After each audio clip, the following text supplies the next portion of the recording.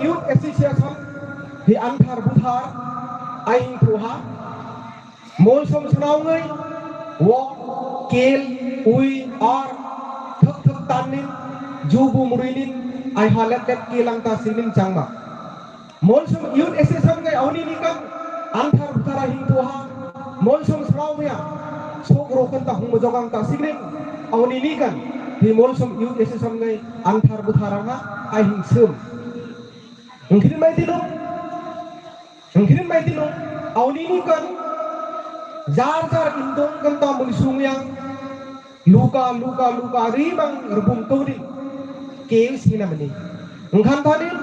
antar buthar panta tholo ni melo hoito ba festival tholo judi mulisung yang rebum ai sama jang no sina meni. Aisi makta sini mulisung ngai amai nana ai matan teng bobisat amo mol songai ngajara maila dokla mol songai ngajara maila arno mol songai ngajara mo miso roi chang mol songai ngajara mo ulilo ti chang ta harte hoi theina mani amata silawani ni kan mol som Youth Association antar butharang joinin mol songai miso ro kan ta humjong dasinin awni ni kan akumrin antar butharang joinin bu bi dewasanau tu yang bumnin rebum taknin je osundai nai tang mungkin mahamarang समस्या समाधान थoi tinau rebum khat kai hingsu mungkin mai teno awni ni kana hinti thai mol songai tripura kan athar changmang me aini awni ni ram dangkan ka hungnin tripura kan hi om changma tun ta pu aipu aira se durga mai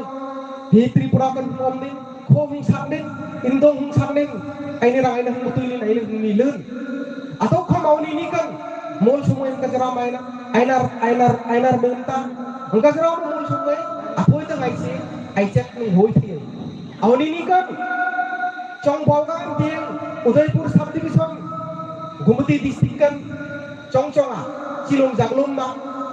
inspector office IS office kan la tirola master haji lu mol sumai om lu sumka office kan haji lu kam thoi om luka apun lai bi koi rasi le bur pe mangai mo sarkar ang bur pe mangai mo lekha pri mangai mo awni ni kan mungkin awni mi thoi che maina hang suk thai air tin jang mi rap ainang sum irang mo hamakan ta hung jogang ta sinin mol sum Youth Association ngai samai hinton na mojo mangta sinin awni ni kan dan thar jangma anthar buthar dan mului kan tangan pratistan turen awni ni kan mol sum yang bum na khat ka pandai hinsu hanung khat ka hoi hindun ajing lu ka maneta yo ajing lu ka usia yo ajing lu mo engineer yo ajing lu mo sakri thayo ajing lu ka mo komrong master yo air tin jeng tuna ta phun je kuno je manlum salu mainai mol sumai aina hingerpai ha aina hingerpai kan ta hingmojokang ta silin mol sum chalai ngai khat ka samai ton nen anthar bukhar hing sun nen ai matom tangai thulom ainai chau iloma ai matom tanga mo thui ye hangai ha ngerbum nen hungphok nen mol sum chlau yang hingmi hoyang ta silin awni ni kan hi gong magur jaka kan hi feel kan anthar bukhar hingtho anthar bukhar hingtho nen mela hingtho nen hoiping nen jaipar tak nen ingkeun wakirang reng changba mol sumai amai nana ai matom tang ama thoi nana mol sum chalai ngai bhabishyat kan am hingruakang hama hoi thaina program ma leung chema cha hi anthar buthar awni ni kan jat dang te mungkin mong thoi tinu asem angau oring opule to rajnaitik nirdai awni ni kan mol sumai hamagara lawa tumak mela aijat laijat to rajnaitik nirdai bhabishyat kan chongchonga JT peng sai nanaril kan jeki hoi jra awni ni kan mol sum dafa kan kam athukum changsa mol sum Youth Association kan kam athukum changsa awni ni kan anthar buthar festival ni kan mol sum dafa kan ta changai awni mol sum state level Chaudhary Sammelan trin 22 tarik munithang kan khat ka program sum hingkha भविष्यkan engkan thona mani parol lerom supui jaiti nutur patrengai anthar buthar mol som chnau tasilin program sengkra festival khom changse hajokan mol som youth esena changai khom jedina sengkra mela changat hadin kan kono program sunna mani awni jemon musuai hingrau atau menuiso awni kan atau menuiso ai mol som isik ke zakarai ai mol som isik ke muiso ai mol som isik tu ai moyawom awni mol som dafa kan tak kisanga tingai ba mol som dafa ai ningan state level chaudhary somen mungpu 22 tarik राजनीतिक कुआं तो आई मोल सम समाज अंग हृदय का मोल सम नहीं राजनीतिक कुआं आसे नांगो कुआं हृदय नमनी खाय अवनी निकन हृदय नमनी खाय इरांग मो मोल सम यूथ ऐसे ना तांगई खम आई मतन थाकर सेंगराक मेला तांगा हादीन कर कोनो प्रोग्राम ओक नमनी सेंगराक मेला जिया थोगी थोर से अवनी निकन मोल सम नहीं धर्म तासीनी नहीं रहा चांगा Molsom dapat kan Kristen om, Hindu om. Molsom youth association kan Kristen Hindu om. Kristen le Hindu rahal rui na cangma. Hamata sinin Molsom dapat kan Molsom youth association rahal cangma. Dharma ta sinin cangma. Dapat kan Kristen om. Ita sinin bayar bayar itu dong. Ulu na irsu. Cong na irsu. Mihe na irsu. Mine kihi nangse. Ulu na irsu. Hamata sinau ini kan molsom senau ngai molsom tasin je thorang ar thok ngai ba molsomang mojogang tasin je samay aton ngai au ini kan phengang nanari lang kino molsom senau ang ni mola changnu aton tingai rahal na le ajik puyalun ko wasun na ni mingai te jatang unnata राजनीतिक tung hrdai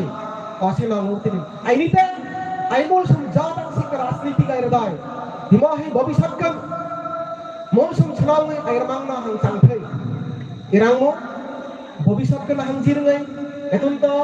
chhnau ngai etun ta tangwal ngai etun ta na pang ngai monsum ka phale monsum youth association tung khan tan ngarhal sin tinin ta boye dergoi na wani na mani arwak thai mak mai hetun irang bai tunu ai ti thai monsum da pha bai haji ka mung tam ungni te song sari hol teng chang thai tu gonung thai kristan ling teng mol sum da por na hamol chang thai na ni jeng nung thu thai thongai se hamol chang thai na ni mol sum youth esam ko mai ti thai mol sum da por thong ti thai mol sum youth esam ngai kristan hol chang ati ma thori jeng nung gon thu thai thongai se hamol chang thai na ni jeng nung gon thoro jeng nung gon thongai se hama kudu din bhabishyat kan aina sendiri ngai ni chang thai na ni auni ni kan rakal kerja aina nanga mol som राजनीतिक hrdai ang tasine bando hincang tarse auni ni kan hi kumursom je nana ki hingu atom tikam ta put paweng jera bukat hing hoi thai nang sobat samo ama main ane tarkhol na auni ni kan muniswai rau na ama karon mingai ainang der na ama karon theng mic kan mupong ning ai religion chilom jaglom i chang atau kong परिस्थिति रंग हुई ने हमो लाई हिंगर den ai hinger waknu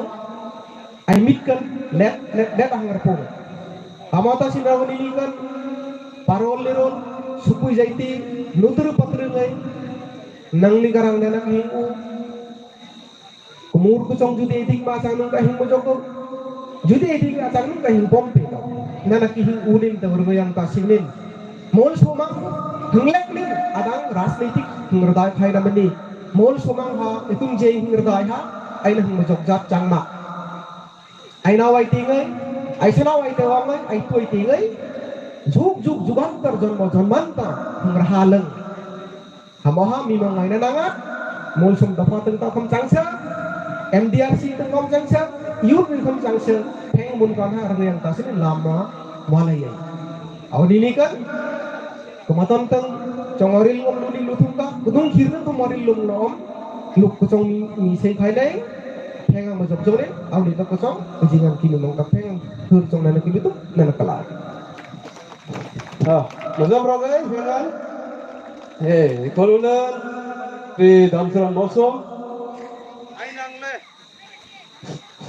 ai nang le ai ruk cham mahi ematon kan ina tipikta. Thank you so much for your valuable speech. Hetun he ematon dang and are you be the signal lalram rota mosom the Farai Committee General Secretary Ismaskan inang the signal inang chong tigat.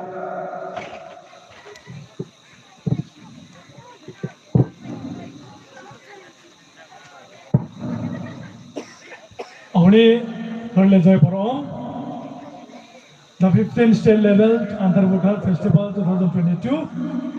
Amon Gamugur Kanharchel, Ulan, I Halam Sa Jomta, Kano MIA Vice President Jomta, Kano Bongsel Ganta Rai, Jomta, Kano MIA Ganta Jomta Senior Advisor Rai, Kano Himogan Harchel Thai, I press media. Kanung karsang team ngai artist le unit dang to hi antar putrang hirang to sinin hong kai kipe rangsu molsom le personal arthulne lom song na krill one look hele chai boroma khanen ani molsom mai khom mene ene ru khai ma hengar thonta Onisra, somewhere no state level antar puthara hengmang ham changta. Tangwal changdon te changta ya teenager atijot ajo rolo jingwa chang. Ham jise American hi antar puthara main aim and objective fundira ginumchu. Bisirbang ani mol somai hi I hoy ginumchu. Our culture is our identity. The culture hit on the young generation girl. Came the Lekai Prina, Dan Danganoma, Bisirbang hit on the Napangay, Cholayo Changay. I know they are going to only Leho pray. Otherwise, Shillong, Bangalore, and Euma. The young generation girl, without the car. I pig, I J and Mutu, I culture, without the Gate. I Ramanga, Hamaha, Imitra. I'm looking for a form of Simkamang me. I'm real Sinta. I'm the Shirin, Makan Kakang Dragdumsu. I need more so my Samungu. I cry for them, I have more some Gizam. I think Mazana hit the social media Zukan, Troll Etoya, Facebook icon, Troll Eto, Twitter Manga. Oh, can't take hand to Pula Santa, Kagaju Khan. Hamo idea, skip I took. Atau mana adi mana share itu ya komentar berarti mana itu lagi macam ini mall semua ini challenge berangkir macam ini education lampu na bukan terangkir education it doesn't mean only acquiring knowledge in education itu nama hana sudah lekha peren degree domnen hamohon kam changma education khat contain as all round development my hoy am kilom my I hoy the kilom asiksu education ne ka degree only mere songa the character the role the main role model of the character in the society ze samaj ke nayo amna kan na amsagdan I ko sala ar phomo hoy ma molsam snar choi samen kai ma maru kai ki chambo molsam jodi to segmen Hamo khate question le dago हमने सिर्फ रूप of thing जोड़ने रबर ऑनने स्नाव देवागा कॉलेज गिलोने लेखा में प्रेरणा अभी प्रेसिना कनाव मिकवा हम बोल मरसे हम थे से मिकवा intellectual educated person in sang sentia how much high education manang mo imay tinunchu obedient chor nga he anang tasin Oni thamo molsom pum state level tura andhar putar hiram to sinani molsom pansing organize itu mai turang ayan no mani omak me luk mulung dukhi ona rung suga na Oni thangan ulini hong tangai sina jenai som noi. Hitun na ting mun ai nang chep ji man hoi. Man power. Population power na mangta oni ni kan. Wikam dinga ai ni kwang ani te mol som. Bar tom nin rekham nin mun amni. Kirang kin chu demoyan ta. Education is required all round development. Point ni kana. Osimela area ne hojikrin thong. Mong ngai wangla festival ang thong. Ang ni ngai ithang mo manim tam thai. Mo kan kirang kin chu imo. Uthong mana kan. United we stand, divided we fall. Together we can. Moon God sin I thâu thai. Mo kan rekha om no and a chul. I will on macam. Ham to sin awni. Mulung natang le tom tang nen. Kamol som zom tak pohoi tak. Mulung aron ngai, cholai ngai. Nana urang kinom su. Together we stand. Together we can. Awni kan. Dam krong nen nasati ami pam nen lap mi ai hem munin ko. Kaya mosam kisang tinin. Arbek tano ata mosam ha mingi blap sing sing wom sipnin. Nang mani jom nir sing osa. Mosam chakrong nen. Dam krong nen nithi. Dam krong nen kithi. Awni kan ai jarang minu mana. Hamda sinan tu ketino. Point thum kano. United we stand, together we can. Awni kan munkan harau mahakaliti. Awni kan halai mosam pansi ay o haram community kan mitam kan hoi mangai office ngai kan mai tunong pathen mona jara itu chawjon hankal lo misona na tung anung tong rilo malom hamda shrin dam krongnin sinin पांच बोंगनी ओमने हम दाम लम्बा हमारे एक दिन वही के थिरंग जामने थे ना हम मना ही जो हम ना कर हरो आई जो थिरंग मिलूंगी थी हम अंदर थी ना नुते नाम महा our culture is our identity part of the shin awni kan tam dane sumul tum tam daga sare lom ngai milil dai di ke ude hamo hi milu na na khosha Kutangkan,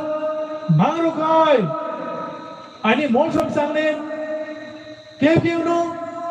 cholai sangan lekha thengkrong nen, nupa dukhi thonen, lekha nen mipre, BA zonin, MA zonin, BN zonin khom, chakri man thimang me, churu chakri kan hol dipendang sangbak, you should talent, skill development, antagom. Hello my om. हम तो श्रीन कई मावनी चलाई सांगने क्यों है फ्राई नंबरे क्यों बंकी पुन चंबा क्यों रिमिंग रूट में आई मुथया आम तका चलाई उपांगे रुंग सुए नोम रुंग बताने है फ्राई मरो हसीम सेपिंग मरो BMA जोड़े इना बेकार है सुनो सुनकर इमोनो थो what did you for your society and your family? Kaya kita utostagan, bugine mobile work let kisok, debra bugazam, let kiham bugine kisokre, ina imajle, kepo haji kita nama sina tho. Airuang man, rabar prujangan, parang cang thimang me, hakama mana jo hai. That is not called life. Mahi, I know Changhai Ma and Thojan Rupta. At least he cholai damsun amnakan nusorang ha nuna ha give importance to your life and work for the society. Hamada message peran kino mocha. Hamada singan to obligan kevin de job to sinar pe me lu pe atham me lu na thom nakmsor I ulen ngai din thejro jolung song lung misor khaina ne hitu no din kan je hitu no democratic country India is the largest democratic country in the world Hamadu singin awni kan ani mol sumai kom without organization khat ka সংগঠন bau manyo hi peng ban bang me awni kan hori I think mon phen hoye kol si kho gan raina kho nar khol no phen ai ho atum mo hamakan chenin chong ai urul te ke urul the mang me nang ma ke man hoi mang me awni ai mon sum kan pressing of to sing ai mu thaya social media ai mu thai atin awni kan atum o ni mai tu hi ai MYA mon sum institution na mon sum to for ai committee ai mon sum to sinin oding arngadai sapore indung kan sok thema confidentially Angin ang na support mo na namin thonoi nam soroi magno ramang lam tang siai hi organization am to baka joylaman writing pad awni application open no video blog nai kan lo man asni kinmo lo manan jogon organization le nakal no amole te jamne nang maha pom changne joman ne ham to sin ngan to hitun injo chang khoi ma thawai le rupta dharma jo dharma thoi dharma thoya je tharor pek hartoi mit ra pek ning thoya matlung first your molsom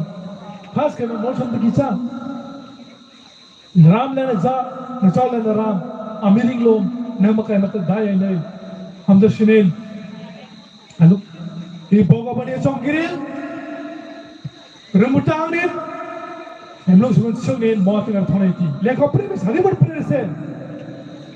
कौन बातों में सारे लोग थोड़ से be a good example in the society so that people may follow you aning tong de hal bring mok chang hai namni asum de hal pe hai namni pe de gom thai asum thai हमने singin act rise and shine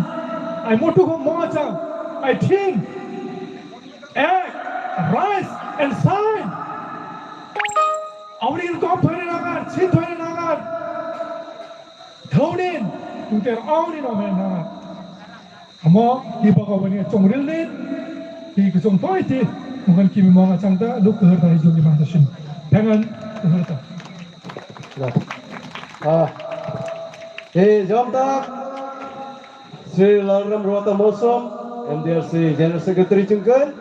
Lungi welcome itu Etunta ikalfu Emolsom Dimun Enai misang ta signin Nang tak song enai rupi ka signin Tunhi Imaton tu Ikalulan sek Chongril Peya Hama jaunin Luka lasak peya Bekanya pukai Amadal signin ha Luka lasak kawai Lalpazuan Molsom Mr. Lalpazuan Amaha Ready amsa Etun Betonkan sorry Dignin Sri Dua Halam Youth Association President Dang Hi Jo Penone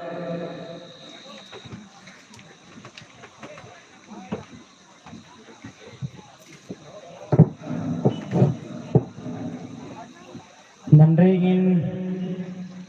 kacung hi halam le mulsum kahung mancel rania halam chong le mulsum song khom karida amang hi the ninga asik suka in mi hi kanupui hi mulsum mania masigin mulsum chong khom kahung bi melang rani umasa taga ringin hi Voisoma Voidanga Antar Butar Festival ahong dora incel dora hi avian chairman le adadang community te ahongai halam youth association atale halam community ta dalai ding ata nan koma rasan chon panang mantung majoi avian hi program hi kanihongna dalai ata hi kacampui ko manama central HOA committee te ata nong ko anoma hi isan insunga mulsum chonghi thorang katin dum kamang thailoi nya nagin mulsum he karit achong chu karit mulsum he keihum thainu chine ya mulsum mangpa kani sigit Ada ka cuy mata ka gang maguro kom karida ni kan supuy nom kan upuy dia ta supuy ko manom ke kahungman kapingay mulsong dia ta ke infona maka maguro kom ay supuy nom mante anreming chu rethino ninga hankom kini halam dia ta abigin anong way kat ng kumaray sansong abigin hi program kini koy pungay Mulsom Youth Association General Secretary Akoma Raisan Song Kahung Mantung Karil Nom Chu Aman Satak Halam Youth Association Nata Chong Karil Manin Halam Youth Association Boljoy Good Festival Le General Conference January Kanmang Rang Anisigin Halam Youth Association Nata Mulsom Unay Tamdora Inchel Rangin Invite na ni kanong tupar ni Rese Manjay Karil Nom Tak Chuviem Hi festival ni Nikum Raipara Nantua Katarpungi Kota kan suga Raiparaso Katarpungi Kuan ya Insel dan kanum sabaka Semoy invite cukan mana Ay nagin kan problem ani sigin office ting ka problem sigin kan insel thailo ini sigin hama kum kasani saya bigin MYA tiada kamle Muslim Youth Association nan ko maindona kan hongsonga avien hi festival emang hi himai festival emang taka jo halamle mulsum ati e bigin e chong khoma nanga e culture khoma nang rikin kamua e chong khom abigin 80 90 different e nanga e chong hi e sa ke yom khoma nanga dangang nimang mea mulsum le hi Mulsum le ini kay sa kumana nga ay thoko kumana nga culture kom hi anthar buthar kom hi kay ni halam dalay ti om ngay kom nota om ngay kom mansalay chu pipu ngay himahi anlay hongmang anhong mang joy atun kay ni anthar buthar dikhai mangya atun chu boljoy kut atin kanmang boljoy kut atin riming thar kan pega boljoy kut festival atin kanmang yan January masa nikum kom kanmanga NG para kuminhi apleistak landang maga hi sombay mandeya general meeting om mamadaga tarikh fix kan thorang ni sige masigin mulsum le halam hi e inang na tampa kamwa hi loi e thodangi khom mangai hi festival e mang nok tenchu keini nai pangai chu himai inmo anthar buthar michilai e pi pungi anong dani rit khai mang mea Hamasigin himai APA hi atarngi hima festival reta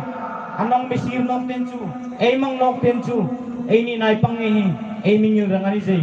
hamasigin pipu ngay ko mata inchu kay nang antar buthari imo amen karan ithona ising mo ithona himai inday na dog mo himaga nunga thangwal hima festival honga inoy intong na dog mo limaga mailin mo na kan mo hamangi main akaron rinan inan ising mo festival imang nungale thangwal intong nadok in adaga imang ina ay program ngi hamangi hi mulso matang nuwa tangwal ng tampa kamwa hamasigin lupa ngai ko male nunga tangwal ngai komi himay festival ising mo ay imang na tadim kan rangayin at ay hima ay pi pungay ay uling ay niringay ay kur jangkat luda jangkat musuloya nang kumi ay pi ay pungay anti zoyle ay nin mag zoyle ay ni hima antar butar he festival ay kopan mo animang na hima hi akaron tak riyan ay nanga ay riyan tensu ay pi pungay anti zoyle he hima hi inmang ati hima hi ay culture hima hi ay mang nok tensu ada ka chuato ni moy thongin mi culture ay language ya aman kay narangin himata ka iunay mizong ikaw man layo mamahal ko man naman ani iro na niluin ani isok ay tinan ni kor vay culture ada ka ay manglok siya hima antar butar festival ay mang manin kini kom bolsa good kan mang manin hi ay dress ngay hi ay culture dress ngay hi ada ka hi sumrui madili ay ting ngay hi pura iben ngay hi kansili ngay hi anay yung khay mang me ay nainon ngay antar butar festival emang zayata kemi kom boljoy kutkan mang atahi ina halam min nati chen chu hima risale kansili lehi kansili insilmi pun kansin ngena amachikin atun aizat pun hima festival ay mang sikin aizat pun ahon lal aman sa choy mai ti ay thong ngena mi festival ay mga imo vai gam sa ay mga ay pun ay mingil siya ay pun ay mantaga musum pun ay atate kung in combat ng tizay kayem dana kamasigin hima festival ay mang ngangay ay zapon ngay mangay tuy inroy tuy kamasigin mulso muna ngay nungang kangwang ngay mataga pipu atar ngay nang tunikat programa lauma kamasigin alam yun decision na tali kay kabek di ko tokom nila siya mulso makpa kanisigin mulso mina nan pun ngay nan nangin ng gayema nan risangay le nan pun ngay nang tuki hongan dresun lang hong thon lang nang tuki mga festival nan hong rang kanno mga sigin kay katinga takom nang ikong sol aril rang bigsom kay mga chong asat pupangin dil siya ini advisor ngay chumata chong sat pupangin irangaya ma chong ani rin ngay inmo lekhain sayang atun din lekha buin su iye itote yung kay mga advisor sa pupangin hong nila lekharoy ngay tahi mulsom nunga klangbang ngay mga taga student tampaw nan piya ma chong ani rin ngay advice ini nang thongay pukan mo ay course ang kataluta kay suloya ay mulong riya kuma nang kumting himaniga hoy nang himaniga anlal ring ay choy teta kom kanasa chong aril sa chong lem kay ma anong paikat nan kuma raisan chong karilin kasomoy ka man karaisan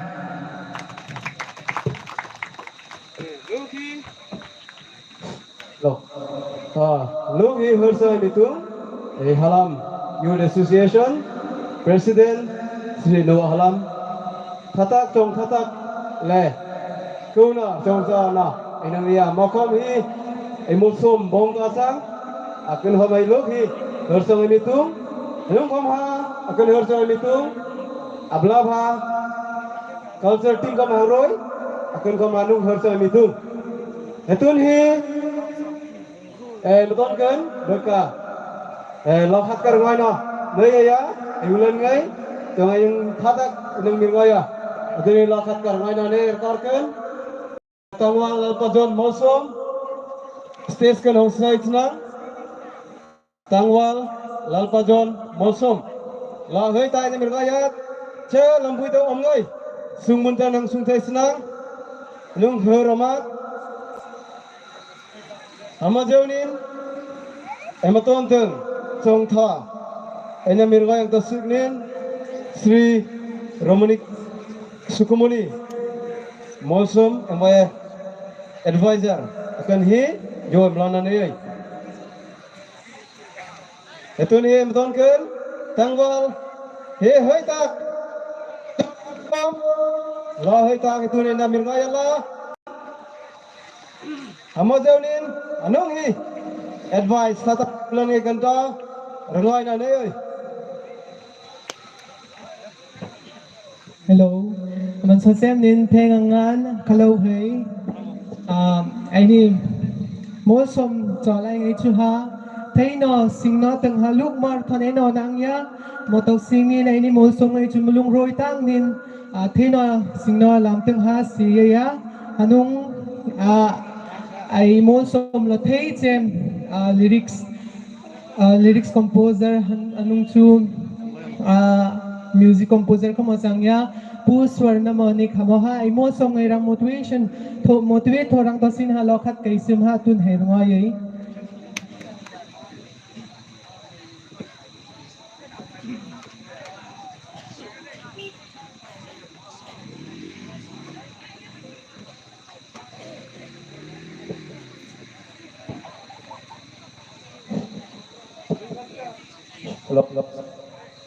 Hello. Arbil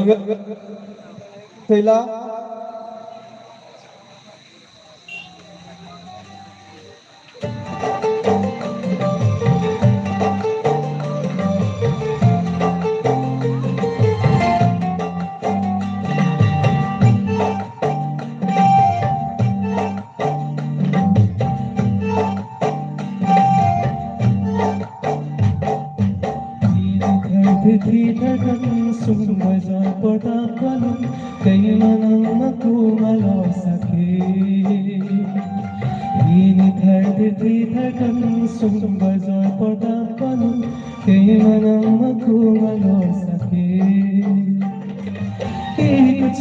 kai ma khom ni ke thei ke sing ma khom ek chu kai ma khom ni ke thei ke sing ma khom sundar joy pata lo sake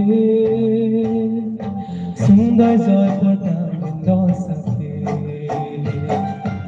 ini terjadi tergam sundar joy pata pon kay manang aku malo sake ini terjadi tergam sundar joy pata pon kay manang aku malo sake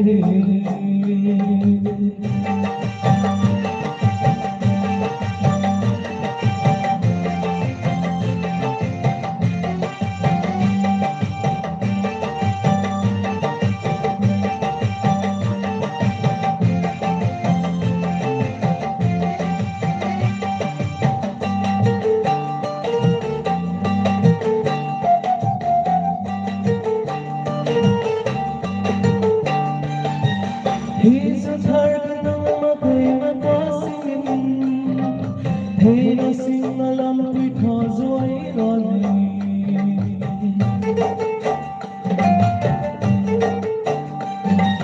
He's a target ng magay magasingin Hey, nasing alam because ay running Zar sa naiti mulong lakangin Zar sa naiti mulong lakangin Yang magay masing to singin Yang magay masing to singin Hinit hertuti thagam sundar joy patapan Kay manang makumalo sakit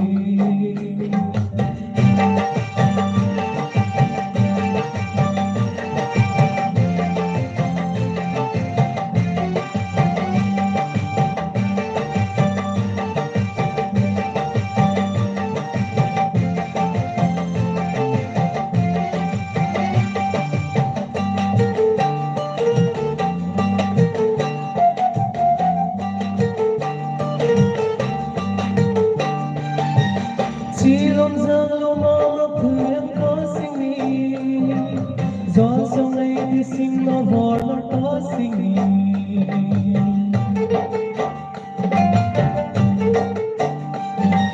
Silom sang lumang puyang kasingi Zon sang ay dising na hormon kasingi He's a target at a goni He's a target at a goni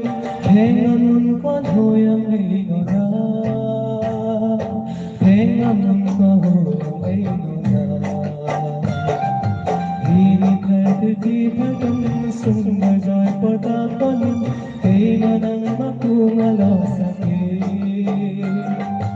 Ini terjadi bagam sundar joy patapan Kay manang makumalo sakit Ek chuka makhom ek thei ke sing makhom ek thei ke sing makhom ek chuka makhom sundar joy patang lo sake sundar joy patang lo sake Ini terjadi tergam sundar joy patapan Kay manang makumalo sakit Kay manang makumalo sakit Kay manang makumalo sakit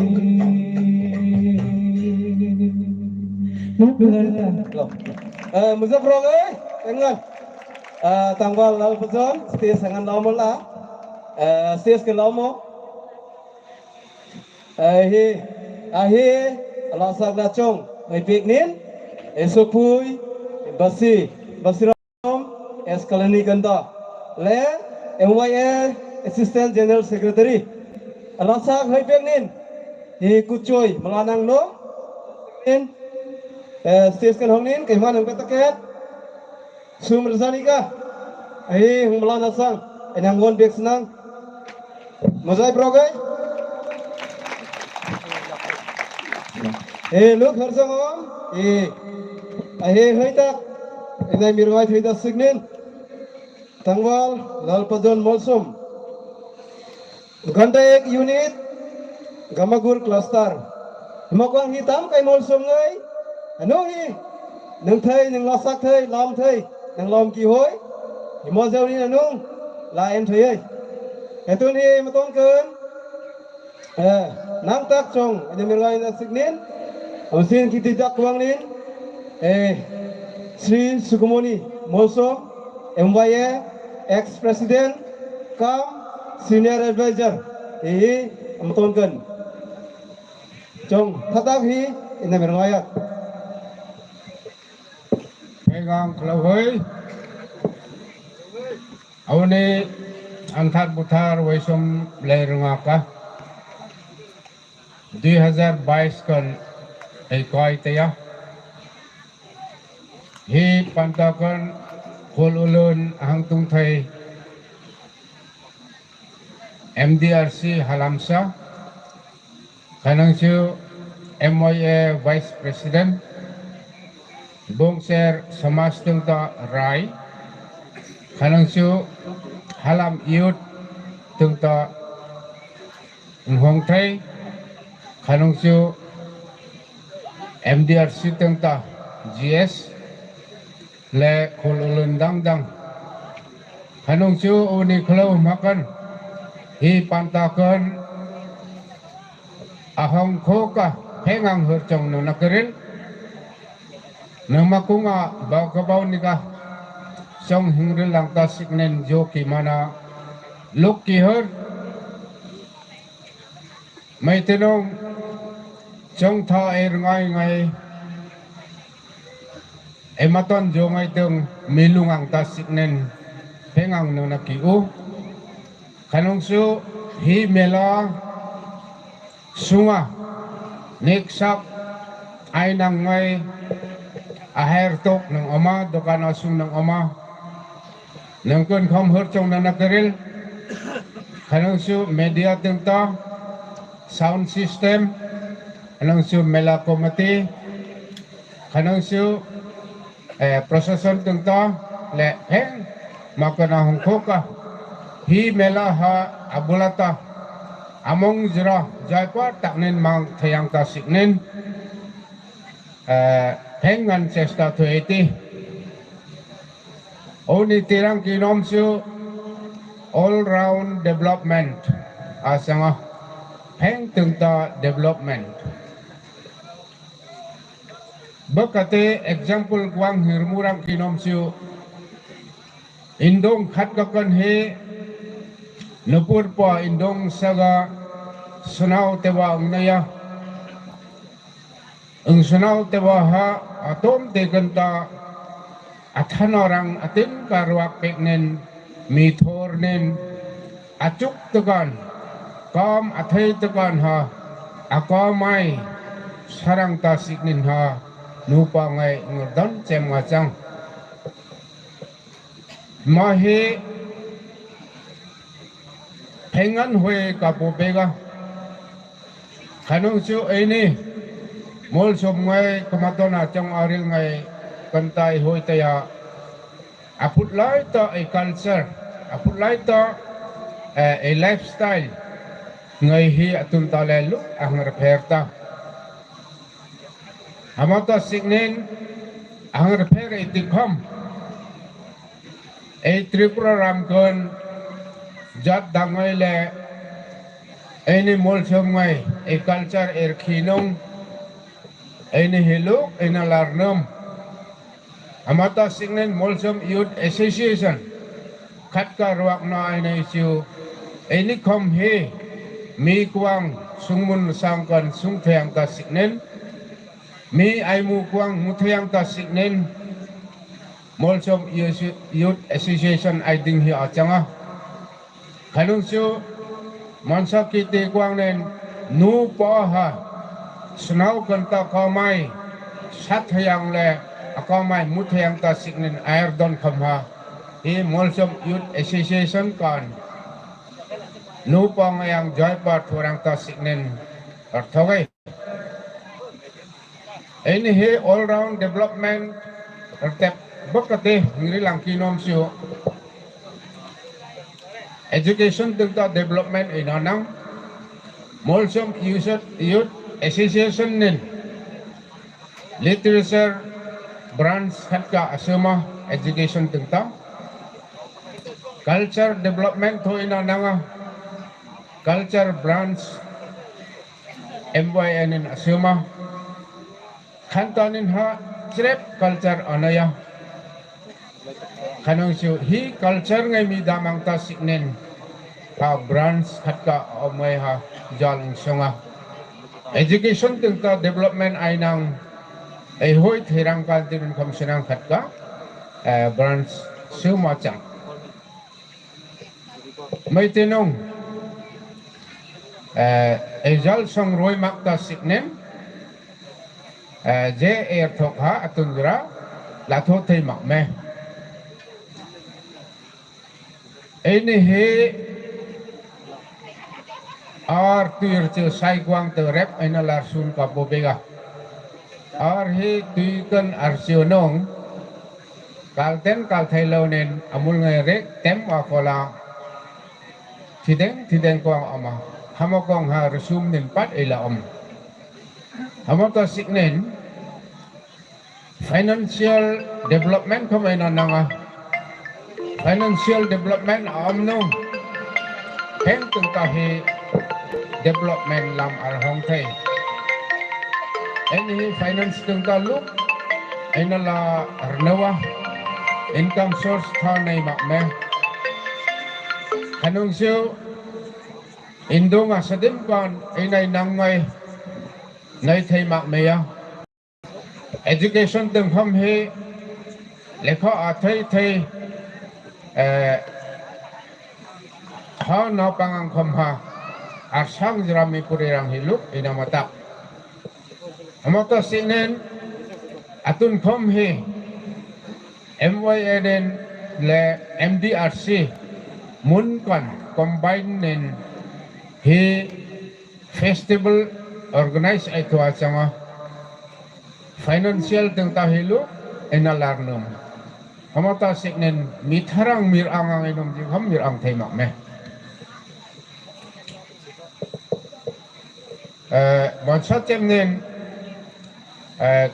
culture development tinakan hi atin kateng hi akhiga bansat chem chu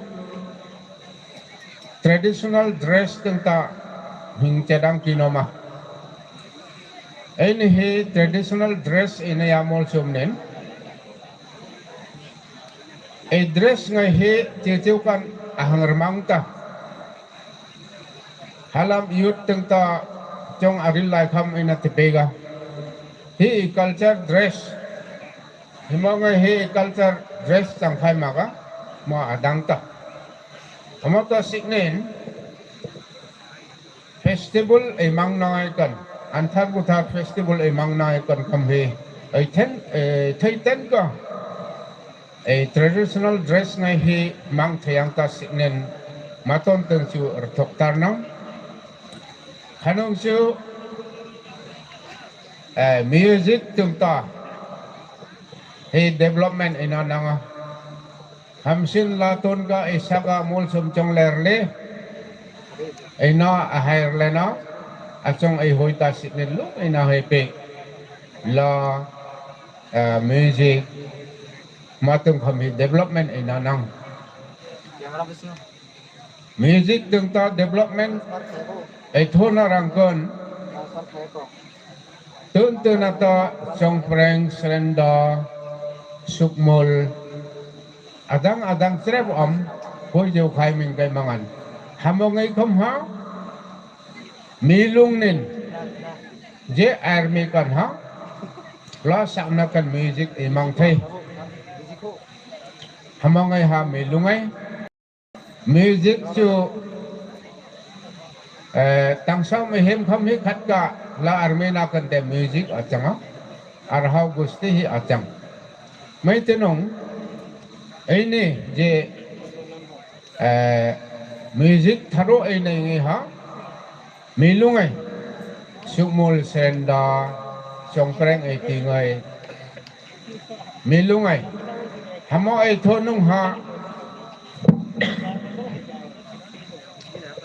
akut loy jan dobara nungakan berai na mang hama kwang le mangai tinajang maga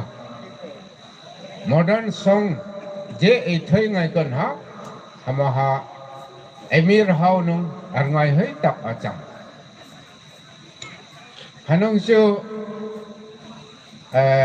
income từng ta ruak tar nang ai mana kham ai hoita